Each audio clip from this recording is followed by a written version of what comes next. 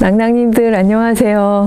예, 제가 성서에서 딱 한 명의 인물을 강조하시오 하면 꼭 하고 싶었던 훌다 이야기를 오늘 할 차례가 되었는데요. 뭐 그렇다고 해서 제가 지난주 배경 이야기를 꼭 훌다를 위해서 막 깔아놨다기보다는 지난 시간에 제가 신복, 어떤 특정한 구체적으로 이름이 드러나지 않은 왕궁에 있는 신복들 중에 몇몇이 일종의 반정 내지는 반란을 꾀해서 정말 그 여호와의 말을 안 듣는 왕을 제거하고 뭔가 이제 다른 그 도모를 하다가 그게 온 백성들에 의해서 저지당하고, 이 경우 이제 백성들이 막 뭐 반란을 일으켰다기보다는 그 압도적인 여론이 그러했던 거죠. 그래서 사실 다윗 왕가인 아주 어린 요시야에게 왕권이 다시 넘어가는 이제 그런 이야기를 조금 해보았습니다. 그때 제가 막 상상력을 발휘해서 그 신복들은 여호와 왕 사상을 가지고 있었던 사사 전통을 잇는 여호와의 율법과 규례를 아는 그런 사람들이 아니었을까? 이런 생각을 제가 상상을 해보았죠. 왜냐하면 므낫세에 굉장히 동의하는 사람들이었다면 굳이 그렇게 오랫동안 견고했던 그 왕권을 흔들려는 도모를 할 필요가 없잖아요. 그런 상상력을 펼치다 보니까 오늘 훌다까지도 이어지는 상상을 하게 되었습니다. 여기 오늘은 열왕기하 22장을 중심으로 제가 묵상을 해보려고 하는데요. 1절에 보면 이렇게 되어 있습니다. 요시야가 왕 위에 오를 때 나이가 8세라. 사실 므낫세도 10살에 왕 위에 올랐었잖아요. 그러니까 8세라는 나이는 저희가 충분히 예상 가능하게 혼자 독자적으로 무언가를 추진하기가 어려운 나이고, 압도적으로 가장 가까운 곳에 있는 어른들의 가치관이나 신앙에 영향을 받기가 쉽죠. 언뜻 보기에는 물론 다윗 왕가에 히스기야 같은 왕도 나왔습니다만, 요 근간에 전후좌우로 정말 여호와를 아는 지식이 전혀 없는 왕들이 너무나 오랫동안 통치하고 있었기 때문에 8살 먹은 요시야가 왕위에 올랐다라는 거 하나만으로도 우리는 사실 이제 그냥 저희들의 전제상 아이고 또 암담하겠구나, 얼마나 각처에 처소에 그쵸? 이방 신전들의 흔적과 또 그 제사장들이 얼마나 많이 있었을까, 또 그것들을 옹호하는 정치적 세력은 또 얼마나 견고했을까, 이런 생각을 해보면 어린 요시야가 뭘 할 수 있었겠어? 이런 생각을 하게 됩니다만, 그런데 이 요시야가 8세의 예루살렘에서 이제 왕으로 등극한 다음에 31년간 다스렸다고 하고서요. 2절에 보면 흥미롭게도 요시야가 여호와 보시기에 정직하게 행했다라고 되어 있고, 좌우로 치우치지 아니하였다는 말이 나와요. 굉장히 궁금해집니다. 요시야는 이 어린 나이에 이런 열악한 환경에서 왕 위에, 더군다나 아버지가 그쵸? 왕 위에 오르자마자 2년 만에 궁중에서 죽임을 당하는 이런 급격한 상황에서 어린 나이에 왕이 됐음에도 그는 어떻게 좌우로 치우치지도 않았지? 그 정도가 아니에요. 3절 이후를 보면은 그가 처음부터 여호와 신앙을 알고 있었던 것 같지는 않아요. 그랬기 때문에 나중에 이제 구체적으로 알고 있었던 것 같지는 않다는 거죠. 그러니까 이제 율법책이 발견되고 내용을 듣고 난 다음에 놀라게 되는 부분들이 나오는데, 그 부분들을 저희가 이제 짚어보면 3절에 보면 요시야 왕 18번째 해에 이렇게 되어 있어요. 그러니까 이제 왕에 오른 지 10년쯤 된 거죠. 어린 나이였지만 10년쯤 됐으면 이제 어느 정도 본인이 좌우로 치우치지 않는 요시야가 어느 정도 자신의 왕권을 이제 정립한 정도가 되겠죠. 근데 이때 요시야가 내리는 명령이 매우 그 전의 왕들에 비하면 고무적입니다. 왜냐하면요, 서기관 사반에게 명령을 뭐라고 하냐면 일종의 행정관이죠. 그러니까 굉장히 고위의 행정관, 뭐 우리로 치면 뭐 대통령 비서실장 이렇게 비슷하게 대제사장 힐기야한테 가가지고요, 성전 보수를 하라는 건데, 여호와의 성전을 보수하라는 건데 돈이 필요하잖아요, 재정이. 그 재정을 뭐를 사용하라고 했냐 하면, 그 성전에 이제 그 백성들이 이렇게 들어갈 때에 그 은을 이렇게 이제 성전세죠. 내고 이제 헌금함에 그쵸? 이렇게 내고 들어가는데 그 돈을 이제 많이 쌓였을 테니까 그걸 일종의 재원으로 해서 여호와의 성전을 좀 보수해라. 지금 이렇게 되어 있어요. 근데 부서진 걸 수리하라고 했는데 여기까지 보면은요, 여기 내용에는 해석이 안 들어 있어요. 그러니까 뭐 사실 여기 여호와의 성전이 그 이전을 상황을 보면요, 여호와의 성전에 뭐 1월 성신을 막 섬기는 그런 뭐 여기 보면은 그런 온갖 그 형상들도 막 여호와의 성전에 혼재해 있는 상태잖아요. 그러니까 이런 상태에서 여호와의 성전을 수리하라고만 했지, 아직 여기에 보면 이게 여호와 보시기에 악하고 어찌 여호와의 성전에 이 수많은 말도 안 되는 것들이 들어있으며 뭐 이런 식의 어떤 해석은 없고 그냥 그 부서진 데 수리해라. 지금 이렇게 되어 있는 거예요.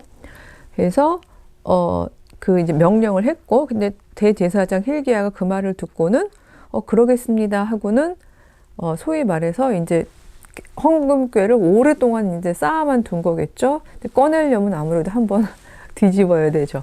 그 쏟는 장면이 나오는데 9절에 보면은요, 왕의 신복들이 성전에서 찾아낸 돈을 쏟아 이렇게 되어 있거든요. 여호와의 성전을 맡은 감독자의 손에 맡겼다 이렇게 되어 있는 걸 보면 다 이제 성전을 보수하는 사람에게 재정을 다 지원했다는 얘기인데, 그 쏟아서 은을 찾는 과정에서요, 은이 아니라 흥미로운 게 발견이 된 거예요. 그게 8절에 나오는데요. 그걸 힐기야가 사반, 그 서기관 사반에게 그걸 보고를 합니다. 내가 여호와의 성전에서 율법책을 발견하였습니다. 이렇게 되어 있어요. 전 이 장면에서도 굉장히 흥미로운 미드라시가 가능할 것 같은데요. 들어갈 때 은을 내고 들어가는 거잖아요. 거기다가 은 대신에 율법책을 넣은 사람은 누구일까? 이런 생각도 들고요. 율법책이 지금 이것처럼요, 이렇게 막 잘 이렇게 편집되어서 하나로 묶여 있는 그런 책은 아니었을 거예요. 뭐 그 당시 이미 단편 이렇게 쪽으로 되어 있었거니와, 그것도 전반적으로 완전히 막 이렇게 소위 말해서 이제 역사적으로 말하면 신명기 사가라고 생각한 사람들이 완전히 다 편찬한 그 일종의 종합본이라기보다는 그 원율법이라고 표현해야 될까요? 그러니까 모세로부터 받았던 율법들이 어느 정도는 기록되고 어느 정도는 구전되고 하는 그 과정들이 오래 있었다고 말씀을 드렸는데, 그런 것 중에 아주 핵심적인 내용들이었겠죠. 그리고 이만큼 두꺼운 건 아니니까 사실은 그 속에 헌금함에 싹 집어넣어도 이 문지기들이 모를 수 있었겠죠. 그렇죠? 그렇게 들어가 있는 그 율법책을 보면서 이건 은이 아닌데 하고 휙 버릴 수도 있지만 이렇게 읽어보다 보니까 대제사장쯤 되면요, 그렇죠? 이것은 여호와의 율법 계명에 대한 건데 싶어서 놀래가지고 이거를 사반에게 보고한 거죠. 이것도 나왔어요 하고, 사반도 정직했던 것 같아요. 이럴 때 관료들이요, 얼마나 정직하고 원칙에 기반해 있으며 좌나 우로 치우치지 아니한가가 참 중요한 것 같은 게요. 이렇게 왜냐면 므낫세가 정말 그렇게 오랫동안 통치하는 동안 여호와의 율법 뭐 본 적도 없잖아요. 근데 이렇게 휙 한번 훑어보고 별로 중요한 거 아니니까 버려라 이럴 수도 있는데, 이거를 왕에게 보고합니다. 10절에 보면 서기관 사반이 왕에게 말하여 이르되 제사장 힐기야가 책을 주었습니다 하고 왕 앞에서 내용을 읽습니다. 그 준 책의 내용을 읽는 거죠. 이때 왕이요, 11절, 율법책의 말을 듣자 곧 그의 옷을 찢으니라 이렇게 되어 있어요. 우리나라에서 이 옷을 찢는 행위는 일종의 이제 분노와 좀 관련이 있죠. 아니면 아이돌 그룹에서 좀 다른 목적으로 옷을 찢기도 한다고 들었습니다만, 유대 문화에서 옷을 찢는다는 건 비통함과 애통함, 회개 이런 의미들이 담겨 있는 행위잖아요. 왕이 옷을 찢으면서 들어보니까 우리 너무 헛산 거죠. 여호와 율법대로 살지 않았어요. 오랜 세월의 어떤 삶이었는지를 너무 익숙하게 알고 있으니까요. 그래서 12절에 보면 왕이요, 전 이 장면이 되게 통쾌하면서도 질문이 많이 들었었는데요. 제사장 힐기야, 사반의 아들 아히감, 미가의 아들 악볼, 서기관 사반, 왕의 시종 아사야, 이 5명이 모두 보면 종교, 정치 아주 고위 지도자들이에요. 적당히 행정직의 중간층 사람들도 아니고요. 아주 거의 탑을 찍는, 당시 예루살렘 궁전을 중심으로 있을 수 있는 거의 탑 5 이렇게 얘기할 수 있는 행정 관료들과 종교 관료들인데 이 사람들에게 명령하여서 뭐라고 얘기했냐면 13절에 너희는 가서 나와 백성과 온 유다를 위하여 이 발견한 책의 말씀에 대하여 여호와께 물으라. 이렇게 되어 있죠. 읽은 거를 들은 거에 근거하니 우리 조상들이 이 책의 말씀을 듣지 않은 거 너무 자명하고 이 책에 우리를 위해 기록된 모든 것을 행하지 아니한 거 분명하고 그러니 여호와께서 우리에게 내리신 진노가 크도다라는 걸 이미 파악하고 있는 거죠. 그러면서 얼른 가서 여호와께서 뭐라고 우리에게 얘기하실지를 들어라 라고 이야기를 하는 건데 이 말에 누구에게 가서라는 말이 없습니다. 여기에 보면 13절에 그쵸? 5명 고위 관료 5명을 급파하면서 너희는 누구한테 가라 이렇게 얘기가 없는데 이 5사람이 말을 아주 긴급한 명령을 듣자마자 14절에 보면 또다시 이름이 나와요. hil기야, 아이감, 악볼, 사반, 아사야가 그 뒤에 여선지자 훌다에게로 나아가니 이렇게 되어 있어요. 그러니까 전 13절하고 14절 사이에 아무런 부연 설명도 없었고 갑자기 훌다가 등장합니다. 당시에 훌다는 뭐 예를 들어서 예루살렘에서 구전율법을 잘 전수받아 예루살렘 사람들에게 뭐 이름이 났더라 뭐 이런 얘기도 없고요. 그냥 정말 침묵하고 있는 그 이전에도 등장하지 않았던 이름이에요. 전혀 등장하지 않았던 이름인데 갑자기 상황이 이렇게 되고 여호와의 율법 관련하여 여호와께 물어야 되는 긴박한 상황이 되니까 5명을 급파하는데 5명은 서로 의논도 안 하고 어디로 가야 되는지 묻지도 않고 뭐 따지지도 않고 갑자기 뭐 광고가 생각이 나네요. 이 5명이 그냥 완전히 동의하여 아주 빠르게 훌다에게로 갔다는 거죠. 이쯤 되면 여선지자 훌다 궁금해지시지 않나요? 한번 훌다 하고 이제 뭐 강조샷 들어갈까요? 사실은 제가 기독여성연구원 이름을 훌다라고 지은 까닭도 이 지점에 있어요. 훌다를 살펴보기 전에 제가 요거를 살짝 먼저 말씀을 드리면 아직 뭐 이렇게 유의미한 일을 하고 있지는 않습니다. 사실 저는 조금 더 여유를 가지고 하고 싶었는데 아이디어를 나누다가 제 주변에 이제 지인들 중에서 행동파들이 있어요. 그러니까 저는 좀 원래 뭐든지 생각하고 좀 차분히 생각하고 숙고하고 천천히 가는 스타일이거든요. 약간 20년, 막 30년, 100년지 되게 약간 이런 스타일인데 주변에 행동파들이 있다 보니까 아이디어를 나누자마자 이제 막 급하게 시작들을 한 상황이고 또 저는 그 속도를 못 따라가고 지금 또 여러 정황상 그러다 보니까 제가 많이 활동하고 있지는 않는데 그래도 홍보는 해야 될 것 같아요.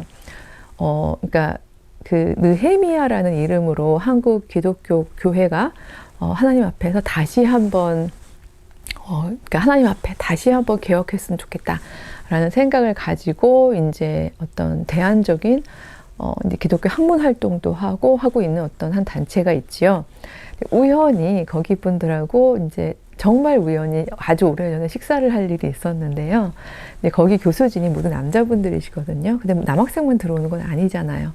그러다 보니까 여학생들도 자꾸 늘게 되고 또 관심도 여성에 대한 관심, 여성 신학적 관심 이런 게 늘어나고 이러다 보니까 지나가시는 말로 심각하게 저를 초빙했던 건 아니고요. 지나가시는 말로 우리도 여 교수진이 필요한데 라고 얘기하면서 그때 제가 비정규직이고 이렇게 학교 어떤 센터에 이렇게 깊숙이 관여하고 있는 상황이 아니었고 자꾸 이제 외곽으로 돌고 이런 걸 아시니까 반은 농담 반, 또 안타까운 반 이러면서 아예 우리 느헤미야로 오지 그래요 하고 이제 한 분이 농담 삼아 말씀을 하셨어요. 그때 제가 이제 저도 농담 반 진담 반이었는데 어머 제가 대안적인 걸 하면 훌다를 하지 왜 느헤미야를 해요? 라고 말씀을 드린 적이 있거든요. 절대 공격적인 말도 아니었고요. 어떤 한 특정한 대안단체에 대해서 제가 뭐 평가를 한 말은 아니었고 전 여자고 성경 전통 안에 이렇게 멋진 여선지자가 있는데 기왕에 대안적으로 교회 갱신, 그쵸? 그 다음에 기독교가 하나님 앞에 정말 온전하게 다시 살아나는 그런 일을 위해서 결단하고 행동해야 한다면 진짜 모두가 다 여기저기서 그런 일들을 해야 하는 거잖아요. 그렇다면 저는 난 훌다 할래? 약간 이런 말이었거든요. 근데 이런 이야기를 제가 또 다른 유튜브도 하고 있는데 단독 유튜브가 아니라 이제 그 교회 언니들끼리 모여가지고 하고 있는 이제 공동 유튜브이고 점점 확장해 나가려고 하는 중인데 그 모임에서 이제 그런 에피소드를 나누었더니 당장 해요 라고 이제 이야기를 했던 이제 후배들에 의해서 밀려 가다 보니까 기독 여성연구원 훌다가 만들어졌어요. 이거 캘리그라피라 그러나요? 이거는 제 제자 중에 하나인 학생이 이렇게 만들어줬는데 제가 약간 이런 거에는 좀 아이디어가 있는 편이거든요. 기왕이면 훌다라는 이름의 옆 모양이 여자의 얼굴형을 닮았으면 좋겠다라고 제가 어려운 좀 부탁을 해가지고 혹시 우리 낭낭님들 보시면 상상이 되실지 모르겠어요. 이렇게 꽃 달린 모자를 쓴 코와 입, 턱이 이렇게 있는 옆으로 보시면 돼요. 약간 모자 쓴 여성의 얼굴? 이 느낌이 오시나요? 예. 그리고 이렇게 해달라고 부탁을 했었고 실제로 이렇게 됐고요. 예쁘게. 너무 예쁘게 됐죠. 그래서 제가 이제 이런 모습의 이제 여성이 옆얼굴로 이렇게 만들었던 그래서 이런 건 준비가 됐는데 정작 이제 많이 되어 있진 않고 워낙 발빠른 한 이제 그 구성원에 의해서 이제 그 아주 작은 입문서 하나가 이제 최근에 나올 것 같긴 한데요. 점점 훌다라는 이름으로 많은 기도 여성들이 모일 수 있는 네트워크가 되는 어떤 그런 그 일종의 네트워크가 가능한 허브 역할을 하면 좋겠다 이런 생각을 하는데 제 욕심이라고 표현해야 할까요? 이 기관이 막 어떤 막 유명세를 타고 조직이 커지고 영향력이 많아지고 이런 거보다는 바로 지금 여기처럼 왜냐면 제가 여기서 비전이 있었거든요.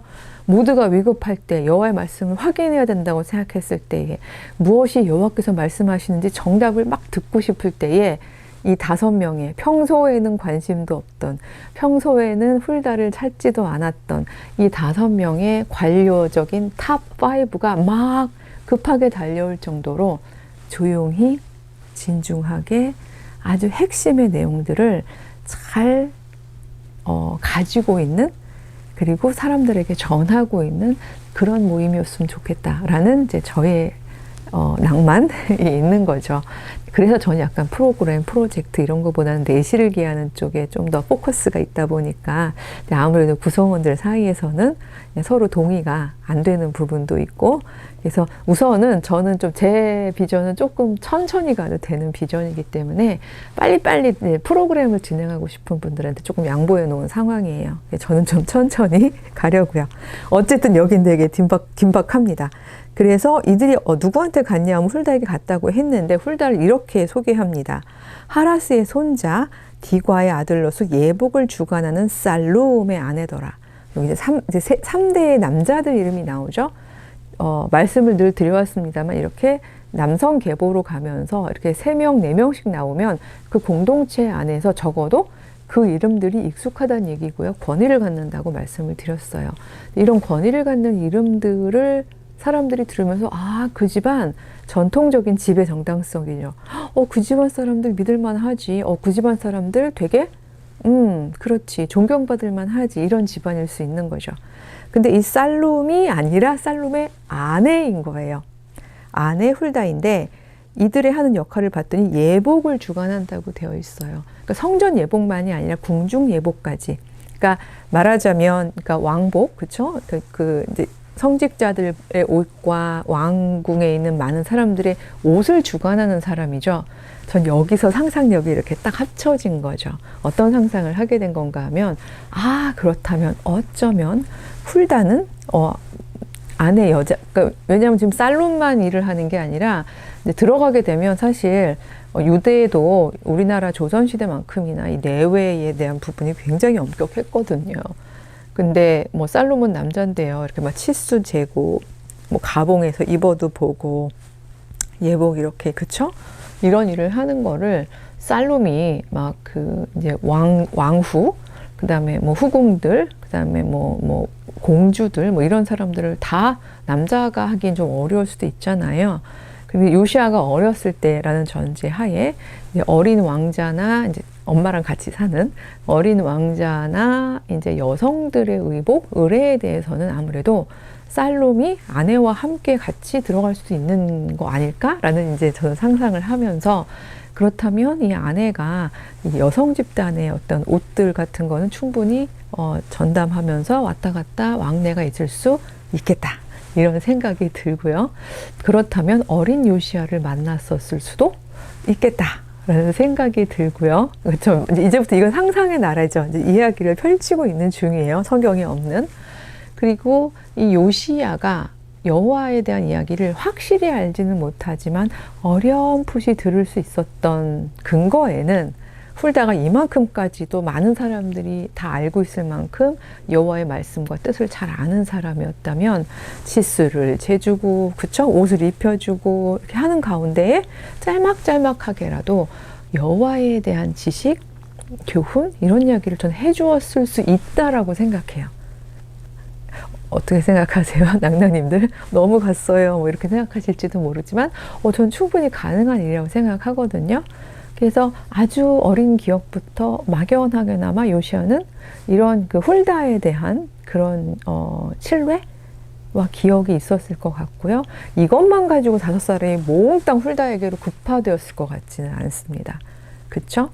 이들은 또 어떤 신뢰 내지는 확신이 있었냐 하면, 일단 훌다는요 예복 관리하는 사람의 아내이지 관료가 아니잖아요. 여기 여선지자라고 되어 있긴 하지만 이 당시는 그러니까 말하자면 왕궁에 형립되어 있고 왕궁에 준하는 또 이제 예루살렘 성전 중심의 제사장 시스템이 확고하게 있는 상태에서 이 여선지자는요 그야말로 비공식적인 타이틀이에요. 그쵸?